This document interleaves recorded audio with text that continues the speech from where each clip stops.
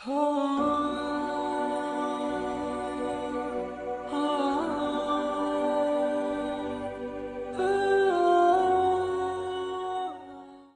بصری رحمتاللہ تعالی علیہ اپنی توبہ کا واقعہ بیان فرماتے ہیں۔ وہ فرماتے ہیں کہ میں امیر کبیر شخص تھا، بہت امیر تھا اور بصرہ کی گلیوں میں غریبوں کی خدمت کیا کرتا تھا۔ اچانک میں نے ایک حسین عورت کو دیکھ لیا اور میں اسے دیکھتا ہی رہ گیا۔ اس عورت نے مجھے کہا اما تشتہی، تجھے شرم نہیں آتی؟ میں نے کہا ممن، کس سے شرماؤں؟ اس نے کہا وہ جو آنکھوں کی خیانت کو دیکھتا ہے اور دلوں کے پوشیدہ رازوں کو جانتا ہے، تجھے شرم نہیں آتی؟ تجھے حیا نہیں آتی؟ کہا اس کا جملہ تو بہت بڑا تھا۔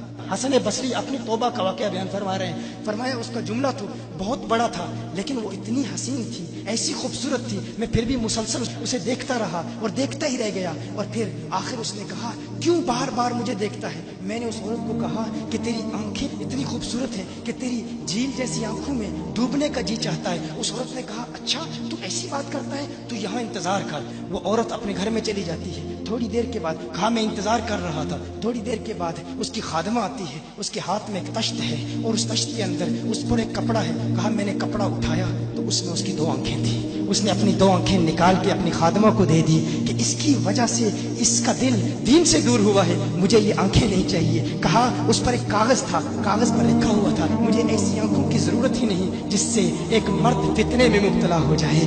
میری بہنیں جو اس گفتگو کو سن رہی ہیں ان کی بارگاہ میں بھی عرض ہے، وہ بہنیں جو گھنٹوں آئینے کے سامنے کھڑی رہتی ہیں فقط اس نیت سے کہ اپنے بالوں کو یوں سنواریں کہ مردوں کو فتنوں میں مبتلا کریں، یا کسی دکان میں جا کر کپڑے خریدتے وقت ان کے ذہن میں فقط یہی خیال ہوتا ہے ایسے کپڑوں کا انتخاب کریں گی کہ جن سے مردوں کو فتنے میں مبتلا کریں گے۔ یہ بھی امت کی بیٹی ہے جس کی ایک ادا سے ایک شخص ولی کامل بن گیا، حسن بصری بن گیا۔ حسن بصری فرماتے ہیں جب اس کی آنکھیں دیکھی میں تحکم کھو بیٹھا، میں زارو قطار رو رہا تھا۔ روتے ہوئے میں گھر چلا گیا، پوری رات میں روتا رہا، پوری رات توبہ کرتا رہا، استغفار کرتا رہا۔ حسن بصری فرماتے ہیں فجر کی اذان سنی، اچانک خیال آیا اس عورت کا شکریہ تو ادا کروں کہ جس نے اپنی آنکھیں میرے لیے، میرے دین کے لیے، میرے ایمان کے لیے اور توبہ پر استقامت کی خاطر قربان کر دی۔ کہا میں اس کے گھر گیا، جو ہی اس کے گھر پہنچا تو ادھر اس کا جنازہ نکل رہا تھا، اس کی موت واقع ہو چکی تھی۔ کہا میں رات گھر آیا، میں رات سو گیا، میری آنکھ بند ہوئی، میں نے اس عورت کو خواب میں دیکھا۔ میں نے کہا کوئی نصیحت کر۔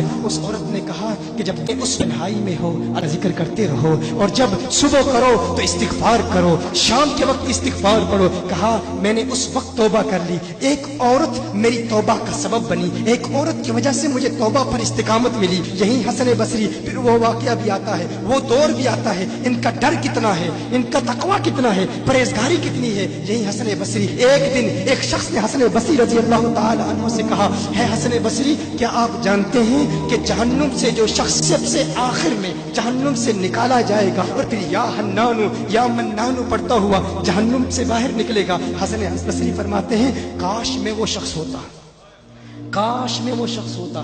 کہا گیا کہ جو جہنم سے سب سے آخر میں نکلے گا، 1000 سال جہنم میں رہے گا، یا حنانو یا منانو بڑھتا ہوا جہنم سے باہر نکلے گا۔ کہا کاش میں شخص ہوتا۔ انہوں نے کہا حضرت آپ کیا فرما رہے ہیں کہ آپ جہنم میں جانا چاہتے ہیں؟ آپ تو بزرگ ہیں، اللہ کے ولی ہیں۔ کہا تم میری بات نہیں سمجھے، وہ جو جہنم سے نکالا جائے گا کم از کم نکلنے کی ضمانت تو ہے، اس سے یہ تو پتا چل رہا ہے کہ ایمان پر موت واقع ہوگی۔ مجھے اپنے ایمان کی ضمانت نہیں ہے، میں نے اس لیے کہا کہ اگر مجھے یہ ضمانت بھی مل جائے کہ میں وہ ہوں تو وہ بھی مجھے قبول ہے، کم از کم ایمان تو سلامت لے کے جاؤں۔ میں کہتا ہوں اللہ فرماتا ہے خوف نہیں ہے، ڈر نہیں ہے، پھر فرماتا ہے یہ ڈرتے بھی ہیں، یہ ڈرتے بھی ہیں، لیکن ان کے ڈر اور ہمارے ڈر میں فرق کیا ہے؟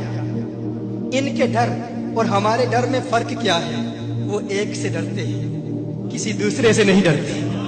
فرق کیا ہے؟ وہ ایک سے ڈرتے ہیں، ایک سے ڈرتے ہیں، کسی دوسرے سے نہیں ڈرتے۔